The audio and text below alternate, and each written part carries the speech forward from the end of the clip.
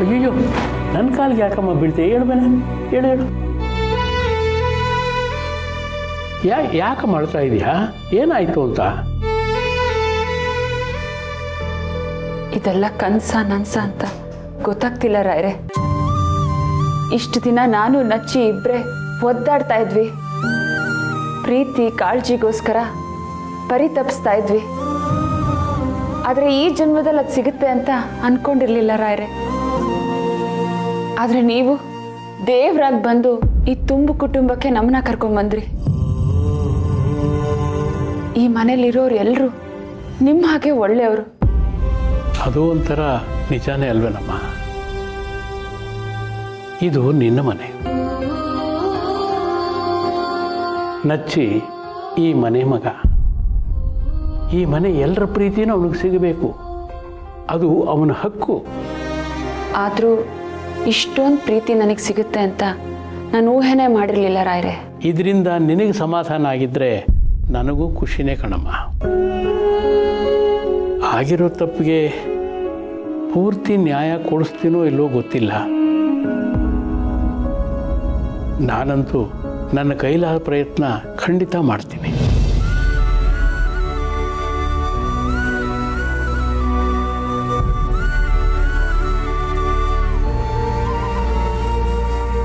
ರಾಯ್ರೆ, ನಿಮ್ಮನ್ನ ನಾನು ಅಪ್ಪಾಜಿ ಅಂತ ಕರಿಬೋದಾ?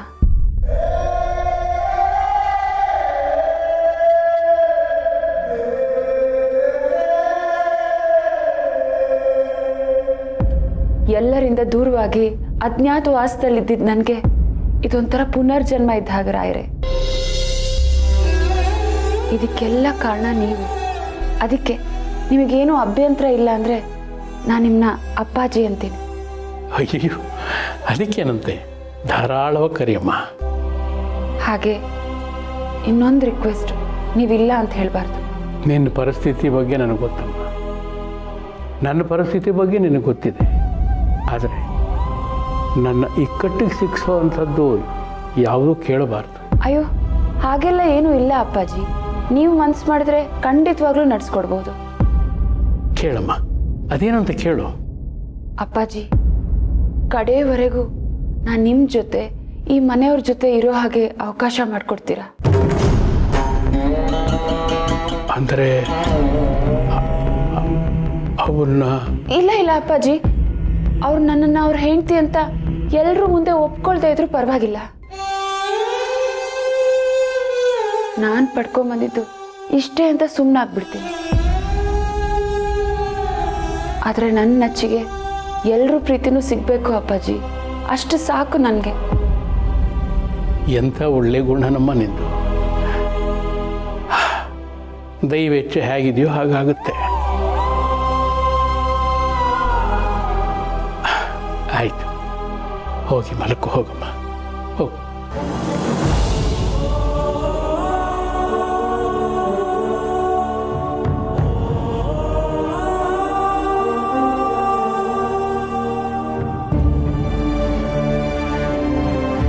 ದೇವ್ರೇ, ಎಂಥ ಇಕ್ಕಟ್ಟಿನ ಪರಿಸ್ಥಿತಿಯಲ್ಲಿ ನನ್ನ ಸಿಗಾಕ್ಸ್ಬಿಟ್ಟಿದೀಯ. ನೀನೇ ನನಗೆ ದಾರಿ ತೋರಿಸ್ಬೇಕು ತಂದೆ, ನೀನೇ ನನಗೆ ದಾರಿ ತೋರಿಸ್ಬೇಕು.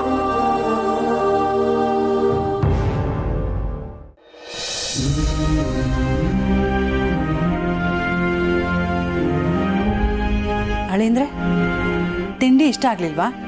ಚೆನ್ನಾಗೇ ಇದೆ. ಮತ್ತೇನಪ್ಪ ಯೋಚನೆ? ತಟ್ಟೆ ಮುಂದೆ ಕೂತ್ಕೊಂಡು ಹಾಗೆಲ್ಲ ಯೋಚನೆ ಮಾಡಬಾರ್ದು, ಸುಮ್ಮನೆ ತಿನ್ನು. Hi everybody. Hi hi. ಓಹೋ, ಸರಿಯಾದ ಟೈಮಿಗೆ ಬಂದ್ರಿ. ತಿಂಡಿ ಹಾಕೊಡ್ತೀನಿ, ತಿನ್ನಿರಂತೆ ಬನ್ನಿ. ತಿಂಡಿ ಎಲ್ಲ ಏನ್ ಬೇಡಮ್ಮ, ಬರೋವಾಗ್ಲೇ ಮಾಡ್ಕೊಂಡ್ ಬಂದ್ವಿ. ಬಾವ ಅರ್ಜೆಂಟಾಗಿ ಬಾ ಅಂದ್ರು, ಅದಕ್ಕೆ ಬಂದ್ವಿ. ಏನು ವಿಷಯ ಅಳಿಂದ್ರೆ? ಆಗ್ಲೇ ಕೇಳಿದ್ರಲ್ಲ ಏನ್ ಯೋಚನೆ ಮಾಡ್ತಿದ್ಯಪ್ಪ ಅಂತ. ಈಗ ಬೋಂಡ ಅಂಗಡಿ ಶುರುವಾಗೋದು ಮಧ್ಯಾಹ್ನದ ಮೇಲೆ. ಬೆಳಿಗ್ಗೆಯಿಂದ ಮಧ್ಯಾಹ್ನದವರೆಗೂ ನಾನು ಕಾಲಿನೇ ಕೂತಿರ್ಬೇಕಲ್ವಾ, ಅದಕ್ಕೆ ಏನಾದ್ರೂ ಬಿಸ್ನೆಸ್ ಮಾಡೋಣ ಅಂತ ಯೋಚನೆ ಮಾಡ್ತಿದ್ದೆ.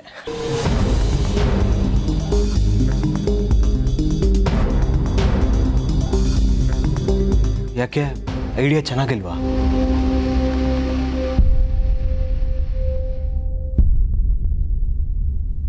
ಸೂಪರ್ ಆಗಿದೆ. ಥ್ಯಾಂಕ್ಸ್ ಕಣ್ರೋ. ಮಧ್ಯಾಹ್ನದ ತನಕ ಏನಾದರೂ ಮಾಡಿದ್ರೆ ಎರಡೆರಡು ಕೆಲಸ ಇನ್ಕಮು ಡಬಲ್ ಆಗುತ್ತಲ್ಲ ಅಂತ ಯೋಚನೆ ಮಾಡಿದೆ ಅಷ್ಟೇ. ಅಲ್ಲಪ್ಪ, ಈಗ ತಾನೇ ಬೋಂಡ ಅಂಗಡಿ ಶುರು ಮಾಡಿದ್ಯಾ? ನಿಧಾನಕ್ಕೆ ಬೇರೆ ಏನಾದರೂ ಯೋಚನೆ ಮಾಡು. ತೀರಾ ಹಿಂಸೆ ತಗೊಂಡು ಕೆಲಸ ಮಾಡಬೇಡಪ್ಪ. ಬೋಂಡ ಅಂಗಡಿ ಒಂದು ಹದಕ್ಕೆ ಬರಲಿ, ಆಮೇಲೆ ಬೇರೆ ಏನಾದರೂ ಯೋಚನೆ ಮಾಡಿದ್ರೆ ಆಯಿತು. ಇಲ್ಲ ಅಜ್ಜಿ, ನಾನು ದುಡಿಲೇಬೇಕು, ಸಂಪಾದನೆ ಮಾಡಲೇಬೇಕು. ಅದೆಲ್ಲ ಸರಿಯಪ್ಪ, ನಿನ್ನ ಆರೋಗ್ಯನ ನೋಡ್ಕೋಬೇಕಲ್ವಾ? 3 ಹೊತ್ತು ದುಡಿತಿದ್ರೆ ನಿನ್ನ ಆರೋಗ್ಯ ಏನಾಗಬೇಡ. ಹಾಗಲ್ಲ ಅತ್ತೆ, ಮಧ್ಯಾಹ್ನದವರೆಗೂ ಹೇಗೂ ಫ್ರೀನೇ ಇರ್ತೀನಲ್ಲ, ಸುಮ್ಮನೆ ಕೂತಿರೋ ಬದಲು ಹೆಚ್ಚಿಗೆ ಸಂಪಾದನೆ ಮಾಡೋಣ ಅಂತ. ಹಾಗೆ ಮಾಡಿದ್ರೆ ಆ ದಿವ್ಯನ ಮೆಚ್ಚಿಸ್ಬೋದು ಅಂತನಾ?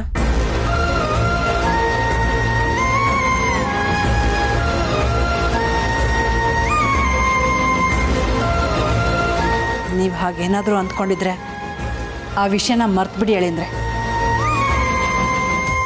ನೀವು ಕೊಪ್ಪರಿಗೆ ಚಿನ್ನ ತಂದು ಸುರಿದ್ರು ಅವಳಿಗೆ ಸಾಕಾಗಲ್ಲ ಬಿಡಿ. ಹೌದು ಇವನ್ ಯೋಗ್ಯತೆಗೆ 2 ಲಕ್ಷ ದುಡ್ಡು ತೋರಿಸ್ಲಿ, ಕೊಪ್ಪರ್ಗೆ ಚಿನ್ನದ ಮಾತು ಆಮೇಲೆ.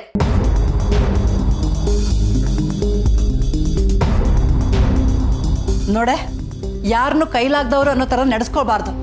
ಎಲ್ರಿಗೂ ಒಂದು ಸಮಯ ಅಂತ ಬಂದೇ ಬರುತ್ತೆ. ಯಾರಿಗೆ ಬರುತ್ತೋ ಬಿಡುತ್ತೋ, ಇವನಿಗೆ ಬರೋ ಡೌಟ್. ಇವನ್ ನಿಮ್ಮನ್ನ ಇಂಪ್ರೆಸ್ ಮಾಡಕ್ಕೇನೆ ಈ ರೀತಿ ಆಡ್ತಾ ಇರೋದು. ಹೀಗೆ ನನ್ನನ್ನು ಬುಟ್ಟಿಗೆ ಬೀಳಿಸ್ಕೊಂಡಿತ್ತು. ಇವನ್ ಜೀವನದಲ್ಲಿ ಉದ್ಧಾರ ಆಗಕ್ಕೆ ಸಾಧ್ಯನೇ ಇಲ್ಲ. ದಿವ್ಯಾಕ, ನೀನ್ ಸುಮ್ಮನೆ ಹಾಗೆಲ್ಲ ಹೀಯಾಳಿಸ್ಬೇಡ. ನೀನ್ ಸತ್ಯಂಗೂ ಹಿಂಗೆ ಅಂತಿದ್ದೆ, ಆದ್ರೆ ಈಗ ನೋಡು, ಸತ್ಯ ಮದುವೆ ಆದ್ಮೇಲೆ ಹೇಗಿದ್ದಾಳೆ. ಅವಳಿಗೇನೋ ಮದ್ವೆ ಮಾಡ್ಕೊಂಡು ಜಮ್ ಅಂತ ಇದ್ದಾಳೆ. ನೀವು ಇನ್ನು ಗ್ಯಾರೇಜಲ್ಲೇ ಬಿದ್ದಿದ್ದೀರಾ. ನಮ್ಗೆ ಇದ್ರಲ್ಲೇ ನೆಮ್ಮದಿ ಇದೆ. ನಿಮ್ ಮುಖದ ಮೇಲೆ ನೆಮ್ಮದಿ ಎದ್ದು ಕುಣಿತಾ ಇದೆ. ಹೋಗಿ ಸುಮ್ಮನೆ ನಿಮ್ ಕೆಲಸ ನೋಡ್ಕೊಳ್ಳಿ. ಇವನ್ ಜೊತೆ ಇದ್ರೆ ನಿಮ್ಗೂ ಪಂಗ್ನಾಮ ಹಾಕ್ಬಿಡ್ತಾನೆ. ಅದೇನೋ ಹೇಳ್ತಾರಲ್ಲ, ಕತ್ತೆ ಬಲ್ದ ಭತ್ತದ ಗುಣವ ಅಂತ. ಹಾಗೆ ಹೋಗಿ ಈ ಹುಡುಗರು ನಿನ್ನ ಹತ್ರ ಮಾತಾಡ್ತಾ ಇದ್ದಾರಲ್ಲ, ಅವ್ರಿಗೆ ಬುದ್ಧಿ ಇಲ್ಲ ಕಣೆ. ಅಯ್ಯ, ಇದ್ರದ್ದು ವಿಚಾರ ಬಿಡಪ್ಪ. ಹುಡುಗರನ್ನ ಅದೇನೋ ಮಾತಾಡಬೇಕು ಅಂತ ಕರೆಸಿದ್ಯಲ್ಲ, ಅದನ್ನು ಮಾತಾಡಿ. ಹೌದು ಬಾವ, ಅದೇನು ಅಂತ ಹೇಳಿ. ಯಾವುದಾದ್ರೂ ಬಿಸ್ನೆಸ್ ಬಗ್ಗೆ ಪ್ಲಾನ್ ಮಾಡ್ಕೊಂಡಿದ್ದೀರಾ? ಹಾಂ, ತರಕಾರಿ ಅಂಗಡಿ ಹಾಕೋಣ ಅಂದ್ಕೊಂಡಿದ್ದೀನಿ. ನಿಮ್ಗೇನು ಅನ್ಸುತ್ತೆ?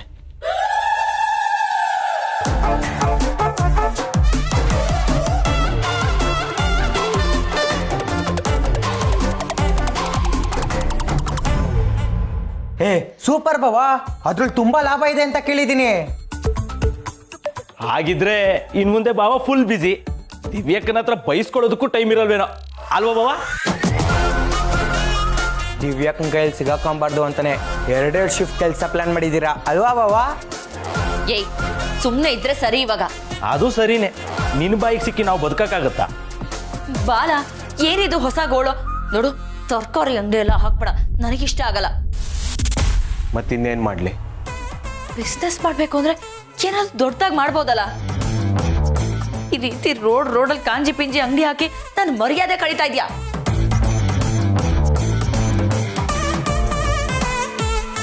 ಅದೇನ್ ಗೊತ್ತೇನ್ರೋ, ದಿವ್ಯಕ್ಕಂಗೆ ತರಕಾರಿ ಅಂಗಡಿಗೂ ಅವಳ್ದು ಹೆಸರು ಇಟ್ಬಿಟ್ರೆ ಅಂತ ಭಯ ಅಷ್ಟೇ.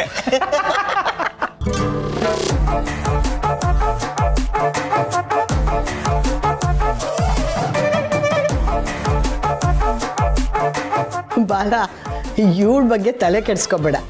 ನಾನು ನಿಮ್ಮ ಜೊತೆ ಇರ್ತೀನಿ. ಹೌದು, ನಾವೆಲ್ಲ ಇದ್ದೀವಿ.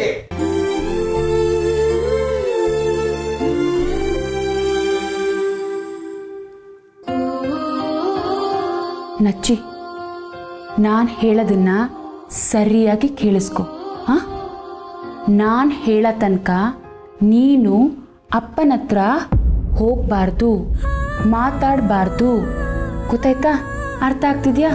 ನಾನು ಹೇಳೋ ತನಕ ನೀನು ಅಪ್ಪನ ಹತ್ರ ಮಾತಾಡಬಾರ್ದು. ಯಾಕೆ ಅಂದ್ರೆ, ಅಯ್ಯೋ ದೇವ್ರೆ, ಹೇಗಪ್ಪ ಅರ್ಥ ಮಾಡಿಸ್ಲಿ ಇವನ್ಗೆ? ಕಣ್ಮುಂದೆ ಇರೋ ಅಪ್ಪನ ನೋಡಿ ಮಾತಾಡಿಸದೇ ಇರೋ ಪರಿಸ್ಥಿತಿ ಬಂತಲ್ಲಪ್ಪ ಇವನ್ಗೆ.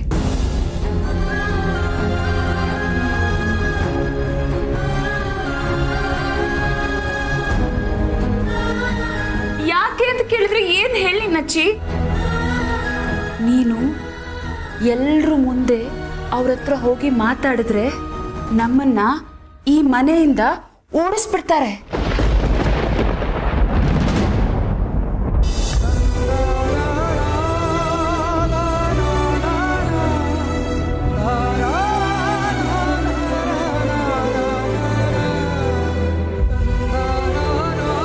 ಜಾಣ, ನೀನು ಇವಾಗ ಹೋಗಿ ಫೇಸ್ ವಾಶ್ ಮಾಡ್ಕೊಂಬ, ಹೋಗು.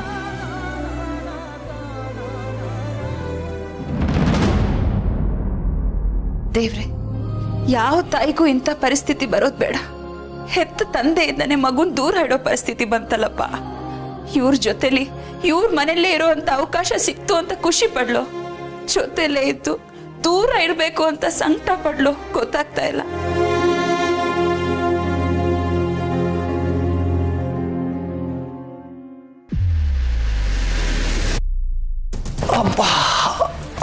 ಸುಹಾಸ್, ನೀಟಾಗಿ ಡ್ರೆಸ್ ಮಾಡ್ಕೊಂಡು ಬರೋಕ್ಕಾಗಲ್ವಾ?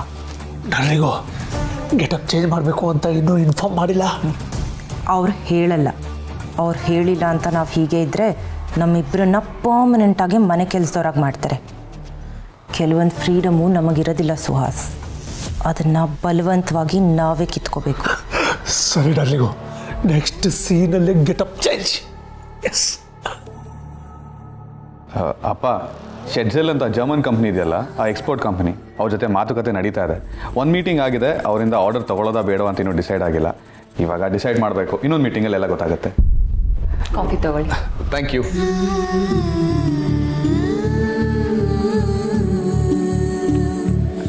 ನೀನು ಯಾಕೆ ತರಕ್ಕೆ ಹೋದಿಯಮ್ಮ? ಅದ್ರಲ್ಲಿ ಏನಿದೆ ಸೀತಮ್ಮ, ಅಕ್ಕ ಕಾಫಿ ಮಾಡಿ ರೆಡಿ ಇಟ್ಟಿದ್ರು, ಜಸ್ಟ್ ತಗೊಂಡು ಬಂದೆ ಅಷ್ಟೇ. ಓಹೋ, ಆಗಲೇ ಅಕ್ಕ ತಂಗಿ ಅಂತ ಗ್ರೂಪ್ ಬೇರೆ ಮಾಡ್ಕೊಂಡ್ಬಿಟ್ರೋ? Thanks. By the way, what's your name? Padma. Thanks Padma. Keerthana, ಇವರು ನಿನಗಿಂತ ವಯಸ್ಸಲ್ಲಿ ದೊಡ್ಡವರು, ಅಕ್ಕ ಅಂತ ಕರಿಬಾರ್ದಾ? ಅಯ್ಯೋ, ಇದೊಳ್ಳೆ ಕತೆ ಆಯ್ತಲ್ಲಮ್ಮ. ಕಂಡವ್ರನ್ನೆಲ್ಲ ಸಂಬಂಧ ಇಟ್ಟು ಕರೆಯೋ ಚಟ ನನಗಿಲ್ಲ.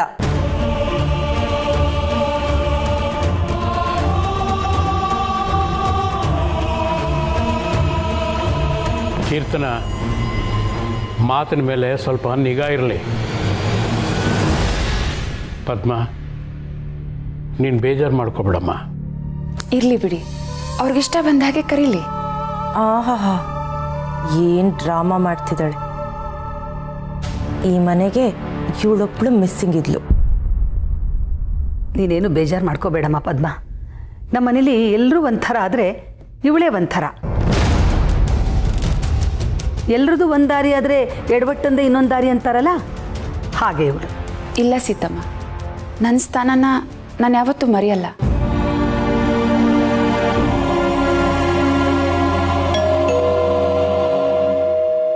ನಾನು ನೋಡ್ತೀನಿ.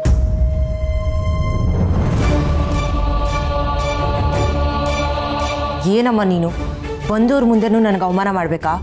ನಾನು ನಿನಗೆ ಅವಮಾನ ಮಾಡಬಾರ್ದು ಅಂದರೆ ಬಂದವ್ರ ಮುಂದಾದರೂ ನಮ್ಮ ಮನೆಗೆ ತಕ್ಕನಾಗಿ ಮಾತಾಡೋದನ್ನು ಕಲಿ.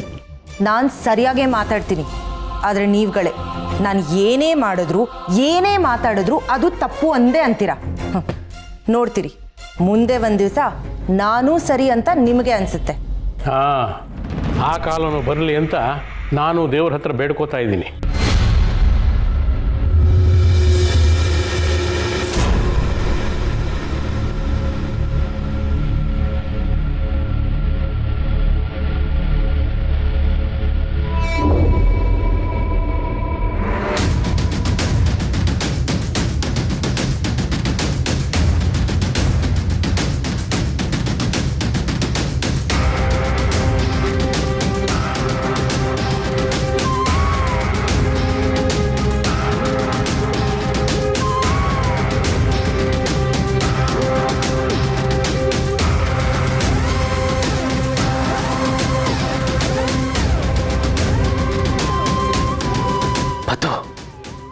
ನೀನೇನು ಮಾಡ್ತಾ ಇದೀಯ ಇಲ್ಲಿ? ಪದ್ಮ, ಯಾರಮ್ಮ ಅದು?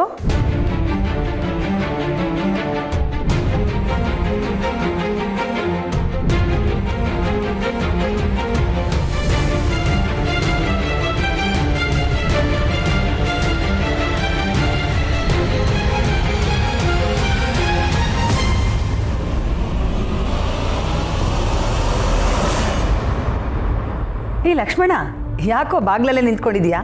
ಬಾ ಒಳಗೆ.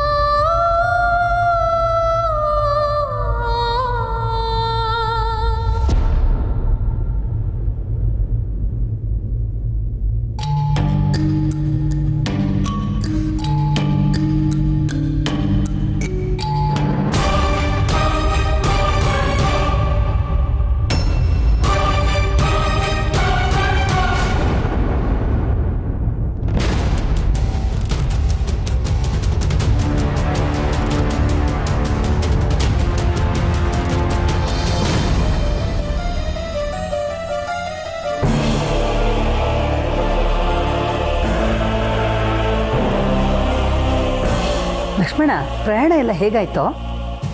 ಅದಕ್ಕೆ ಹೋದ ಕೆಲಸ ಆಯ್ತಾ? ಓಕೆ ಅದಕ್ಕೆ. ಹಾಂ ಲಕ್ಷ್ಮಣ, ಈಕೆ ನನ್ನ ನೋಡ್ಕೊಳಕ್ಕೆ ಬಂದಿರೋ ನರ್ಸು.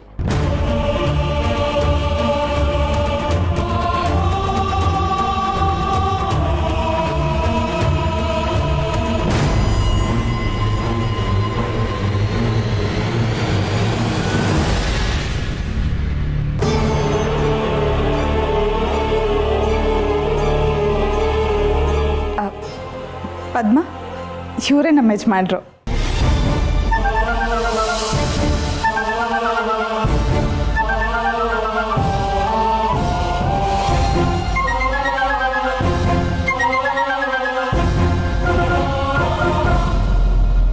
ಓಹ್, ಹೌದಣ್ಣ?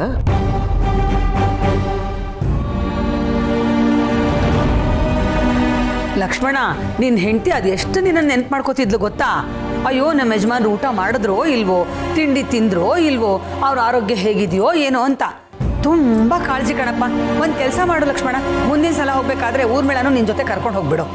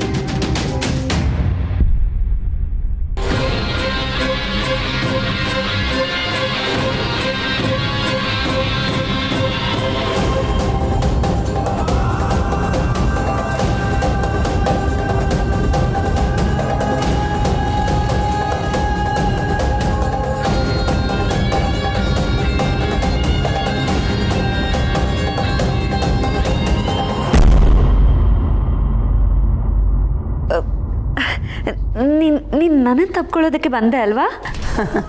ನೋಡಿದ್ರೇನ್ರಿ ನಮ್ಮ ಸತ್ಯನ ಮಗು ಎಷ್ಟು ಹಚ್ಕೊಂಡ್ಬಿಟ್ಟಿದೆ ಅಂತ.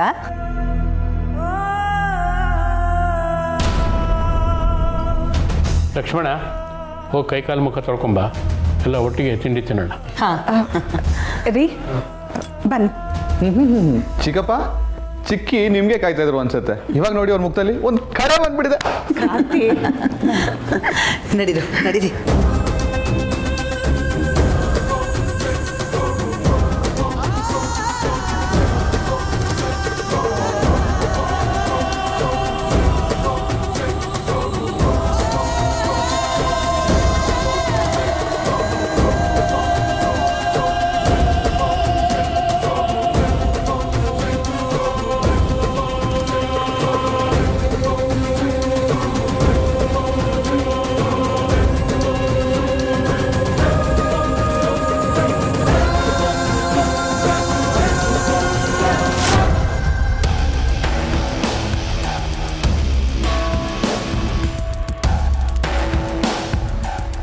ಯಾಕೆ ಡರ್ಲಿಗೋ ಏನಾಯ್ತು?